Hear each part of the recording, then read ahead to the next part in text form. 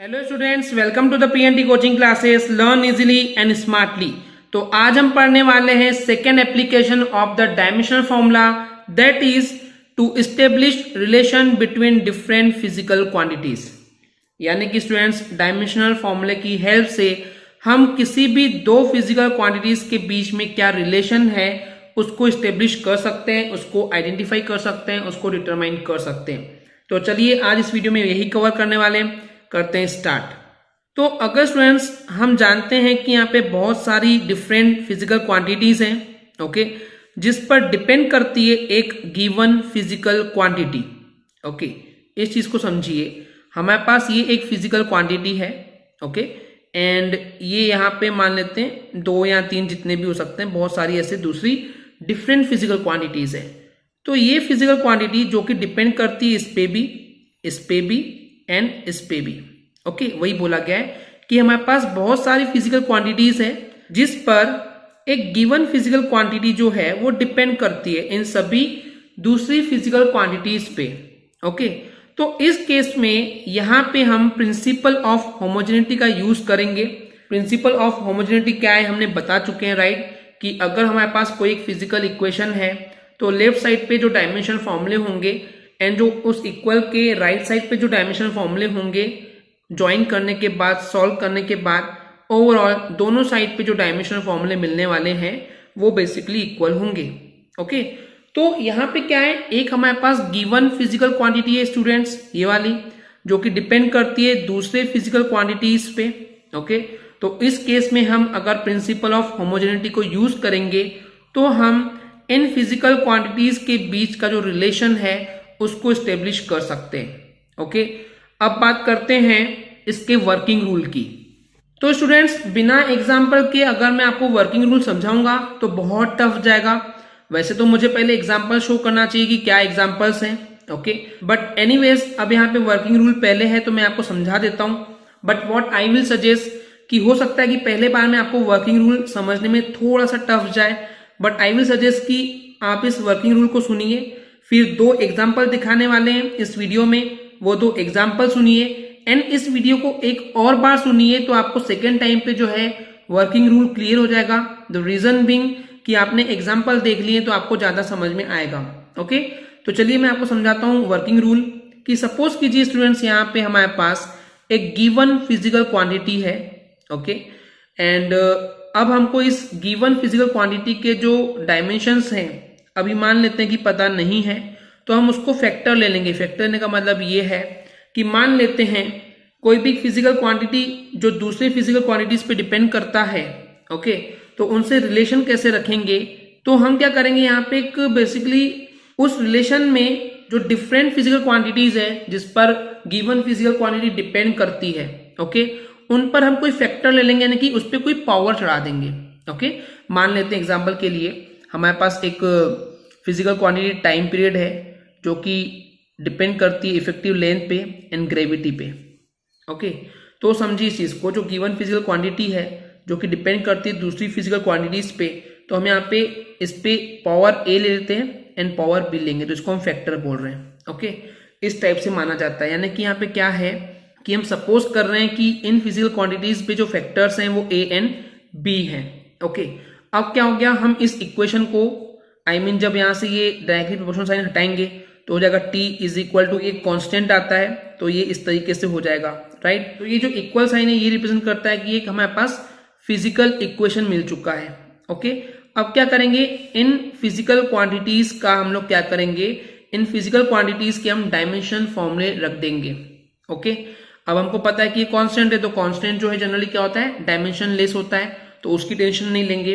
But जो physical quantities है जैसे कि टी हो गया, एल हो गया, जी हो गया, तो इन सभी के डायमेंशनल फॉर्मूले जो भी हैं उनको पुटअप करेंगे।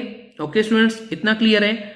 एंड सिंपली फिर क्या करेंगे, इसके left hand side and right hand side की इक्वेशन को सॉल्व करेंगे।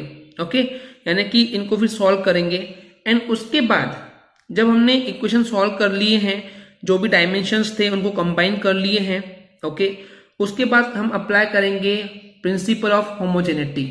यानी कि इस चीज को समझिए स्टूडेंट्स, इन सभी की हम लोग जब डायमेंशनल फॉर्मूले रख देंगे तो हो सकता है कि इसमें भी MLT हो, इसमें भी MLT हो, तो उन दोनों को कंबाइन कर देंगे, ओके, एंड उनके पावर जो भी आएंगे उनको पावर के फॉर्म में अप्लाई कर देंगे। अब यहाँ पे डायमेंशनल फॉर्मूला अप्लाई करने के बाद, सॉल्व करने के बाद हम यहाँ पे अप्लाई करेंगे प्रिंसिपल ऑफ होमोजेनिटी रूल को, यानी कि लेफ्ट साइड पे जो हमको डायमेंशंस मिले हैं उसको कंपेयर करेंगे राइट साइड पे जो भी हमारे पास डायमेंशनल फॉर्मूले हैं। तो ये जो फैक्टर थे ए एंड बी, तो ये हमको ए एंड बी जो है उस प्रिंसिपल ऑफ होमोजेनिटी की वजह से सॉल्व करने पे हमको ये जो पावर्स है इनकी वैल्यू मिल जाएगी कि ए कितना है, बी कितना है, ओके। तो इस तरीके से हमको ए एंड बी की वैल्यू मिल जाएगी। वही लिखा हुआ है कि हम यहाँ पे वैल्यू ले लेंगे जो भी अननोन पावर्स है एंड सिंपली इसको सब्स्टिट्यूट कर देंगे इन ए एंड बी की वैल्यूज को इस मेन रिलेशन पे, ओके स्टूडेंट्स। तो इस तरीके से हमको एक रिलेशन या फिर फॉर्मूला मिल सकता है उन फिजिकल क्वांटिटीज के बीच में। बट स्टूडेंट्स इस मेथड की भी एक लिमिटेशन है, चलिए आपको समझाते हैं कि इस मेथड का यूज करते हुए एक कंप्लीट एक्सप्रेशन एस्टेब्लिश कर पाना पॉसिबल नहीं होगा। कारण बताते हैं ऐसा क्यों पॉसिबल नहीं है, क्योंकि हम यहाँ पे दो फिजिकल क्वांटिटीज के बीच में सिर्फ रिलेशनशिप ही बता सकते हैं, ओके। एंड यहाँ पे रिलेशनशिप जो दिखाई जा रही है वो डायमेंशनल क्वांटिटीज के बेस पे ही ली गई है। मान लेते हैं स्टूडेंट्स कि यहाँ पे ऐसा कोई रिलेशन भी है जहां पे ऐसा कोई फिजिकल क्वांटिटी है जहां पे उसका डायमेंशन लेस है, आई मीन उस फिजिकल क्वांटिटी की कोई डायमेंशन होती ही नहीं है, तो उस केस में इस टाइप के रिलेशन को स्टेब्लिश कर पाना पॉसिबल नहीं है। ये पॉइंट को मैं वापस समझाता हूँ स्टूडेंट्स कि मान लेते हैं जैसे कि हमने यहाँ पे लिए कि यहाँ पे जो भी फिजिकल क्वांटिटी लिए हैं इन सभी के डायमेंशन फॉर्मूले एग्जिस्ट करते हैं, लेकिन जैसे कि हमने आपको पिछले वीडियोस में बता चुके हैं कई फॉर्मूले ऐसे भी थे, कई फिजिकल क्वांटिटीज ऐसी भी थी जिनका डायमेंशन फॉर्मूला एग्जिस्ट नहीं करता, पॉसिबल नहीं होता है। तो उस टाइप के फिजिकल क्वांटिटीज के बीच में रिलेशन को एस्टेब्लिश कर पाना यहाँ पे मुश्किल होगा, यानी कि पॉसिबल नहीं होगा, ओके। तो इस मेथड का यूज करते हुए हम इस टाइप की फिजिकल क्वांटिटीज के बीच में रिलेशन नहीं निकाल सकते जो कि डायमेंशन लेस फिजिकल क्वांटिटीज है, ओके स्टूडेंट्स। तो ये है इसका वर्किंग रूल। आई होप आपको क्लियर हो गया होगा। चलिए बात करते हैं एग्जाम्पल की। तो सबसे पहले एग्जाम्पल 1 देखते हैं कि जो टाइम पीरियड है एक सिंपल पेंडुलम का, तो इस सिंपल पेंडुलम का टाइम पीरियड डिपेंड करता है इफेक्टिव लेंथ पे, ओके, उस पेंडुलम की इफेक्टिव लेंथ पे एंड एक्सीलरेशन पे जो कि ग्रेविटी की वजह से हो रही है। तो यहाँ पे हमको डिड्यूस करने बोल रहा है फॉर्मूला, यानी कि फॉर्मूला निकालने बोल रहा है। तो चलिए समझते हैं इसको। तो जैसे कि स्टूडेंट्स क्वेश्चन में बोला गया है कि जो पेंडुलम का जो टाइम पीरियड है वो डिपेंड कर रहा है उस पेंडुलम की effective length and acceleration due to gravity पे। तो हम क्या कर रहे हैं कि टी जो है वो डायरेक्टली प्रोपोर्शनल है उस लेंथ के, इफेक्टिव लेंथ के, एंड ग्रेविटी आ गया तो यहाँ पे जी ले लिए। अब जो ये टाइम पीरियड है, ओके, उस सिंपल पेंडुलम का, तो इसका रिलेशन हमको मिल चुका है कि डायरेक्टली प्रोपोर्शनल है एल एंड जी के। तो इस पे हमने unknown power A and B raise कर दिए क्योंकि हमको ये पावर्स पता नहीं है, ओके। यही हमने आपको वर्किंग रूल में बताए थे। उसके बाद यहाँ पे इक्वेशन बनाएंगे तो डायरेक्टली प्रोपोर्शनल साइन हटाएंगे तो इक्वल आएगा एंड एक प्रोपोर्शनलिटी कांस्टेंट के ले लिए हैं तो ये हो जाएगा T is equal to K into L to the power of A G to the power of B. इसको दे देंगे इक्वेशन नंबर 1, ओके। यहाँ पे हर एक टर्म क्या है आपको पता है, जैसे टी जो है वो एक टाइम पीरियड है, एल जो है इफेक्टिव लेंथ है एंड जी जो है वो है acceleration due to gravity and K जो है एक प्रोपोर्शनलिटी कांस्टेंट है जो कि डायमेंशन लेस है, क्योंकि स्टूडेंट्स कांस्टेंट जो है वो डायमेंशन लेस होते हैं, ये आपको पहले से पता है। तो अब इस फॉर्मूले में हम डायरेक्टली पुटअप करते हैं इनके डायमेंशनल फॉर्मूले, ओके। तो यहाँ पे टाइम पीरियड है ना कि टाइम हो जाएगा तो m 0 रहेगा, l 0 रहेगा एंड t हो जाएगा, ओके। के डायमेंशन लेस है उसको जाने दीजिए, इक्वल के उधर रखेंगे l इज व्हाट लेंथ, तो m 0 l एंड t 0 पर a की पावर आ जाएगी, okay. And this is what acceleration due to gravity. तो एक्सेलरेशन का जो डायमेंशन फॉर्मूला होता है वो होता है एल टी माइनस 2, पर क्योंकि हम यहाँ पे एम एल टी के फॉर्म में लिख रहे हैं बार बार तो इसको लिखेंगे M 0 L T minus 2 to the power of b, okay. सभी के डायमेंशन फॉर्म में रख दिए। चलिए अब इसको सॉल्व करते हैं। सॉल्व कैसे करेंगे, लेफ्ट साइड पे तो वही रहेगा M 0 L 0 T equal to, right. अब देखिए यहाँ पे क्या हो जाएगा, एम 0 इंटू ए तो 0 हो जाएगा। अब एल पर ए की पावर आएगी, क्या आएगा, इसको सॉल्व करने पे एल पर ए की पावर। इस वाले पोर्शन पे देखिए एम 0 तो 0 ही रहेगा एंड एल पर बी की पावर हो जाएगी, ओके। एंड टी पर -2 भी हो जाएगा, राइट, -2 भी हो जाएगा क्योंकि पावर के ऊपर पावर है यानी कि उनका n2 हो जाएगा तो -2 भी हो जाएगा। ओके, तो लेफ्ट साइड पे क्या है m0 L0 t equal to, right side पे क्या है m0 ही है, L पर a प्लस b हो जाएगा एंड t पर -2 भी हो जाएगा क्योंकि बेस सेम है तो पावर प्लस हो जाती है तो पावर प्लस हो गई। इतना क्लियर है। अब यहाँ पे हम अप्लाई करेंगे प्रिंसिपल ऑफ होमोजेनिटी, यानी कि जो लेफ्ट साइड की जो डायमेंशन है वो राइट साइड के डायमेंशन के इक्वल होगी।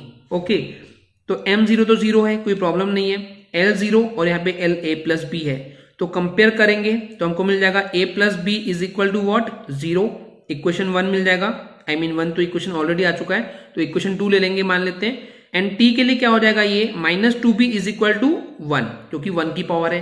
तो चलिए आगे देखते हैं।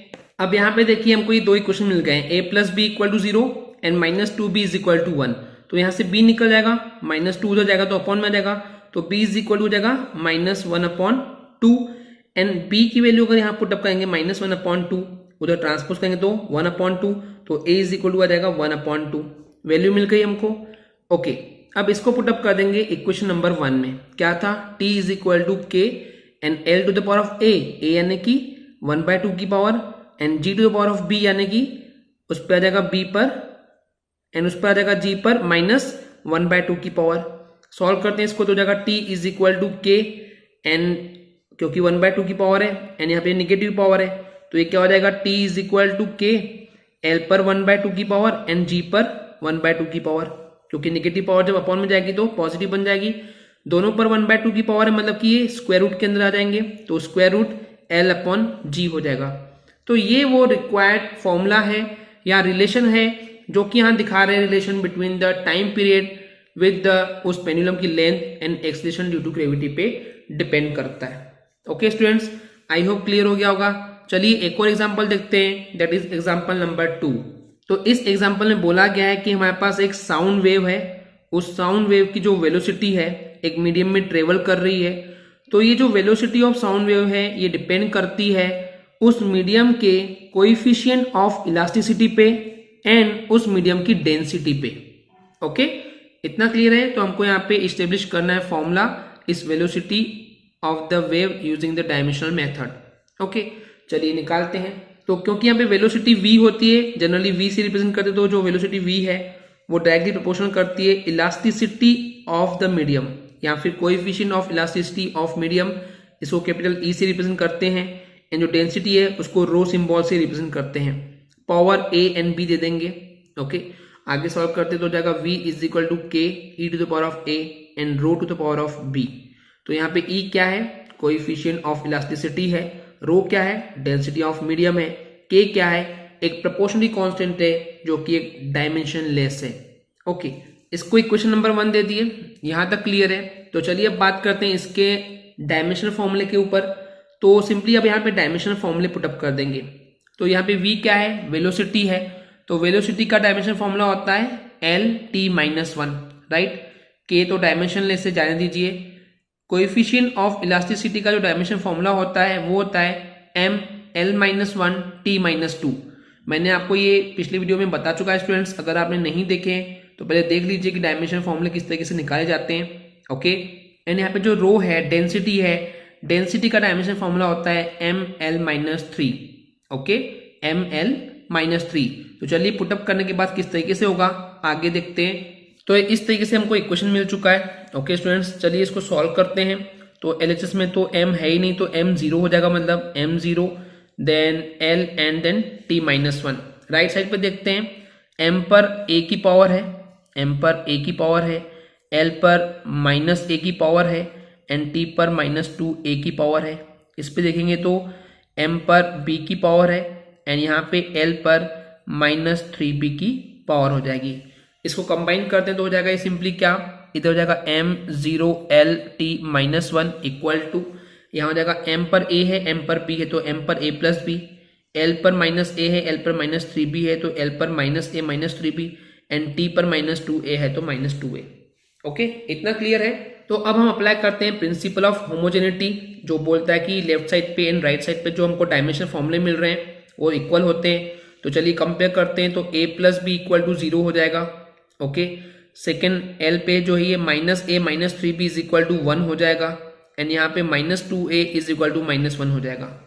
सबसे पहले मैं इसको सॉल्व करूंगा तो यहाँ पे माइनस से माइनस कैंसल, 2 को इधर भेज दूंगा तो a इक्वल टू क्या आ जाएगा 1/2, तो यही हमको मिला है यहाँ पे। ओके, b को सॉल्व करते हैं तो ये a जो है यहाँ पे 1/2 रखेंगे, ये इधर जाएगा तो माइनस 1/2, तो b क्या हो जाएगा -1/2, तो a और b मिल गया है। चलिए आगे देखते हैं। तो इस a एंड b की वैल्यू को अब इक्वेशन 1 में पुटअप करेंगे तो v equal to k e to the power of 1/2 and rho to the power of -1/2 हो जाएगा। ओके, अब क्या करेंगे तो यहाँ पे velocity v equal to k e to the power of 1/2 upon आ जाएगा rho to the power of 1/2। Okay students, यहाँ पे हो जाएगा v is equal to k and क्योंकि दोनों पे 1/2 की पावर है तो अंडर रूट हो जाएगा e अपॉन रो। तो यही वो रिक्वायर्ड फॉर्मूला है जो कि रिलेशनशिप शो करता है velocity and coefficient of elasticity and density of medium पे। ओके, आई होप आपको क्लियर हो गया होगा। अगर आपको हमारी वीडियो से कुछ भी सीखने मिला या नॉलेज मिला तो प्लीज हमारे चैनल को सब्सक्राइब कीजिए एंड वीडियो को लाइक जरूर करें। आज के लिए इतना ही, थैंक यू।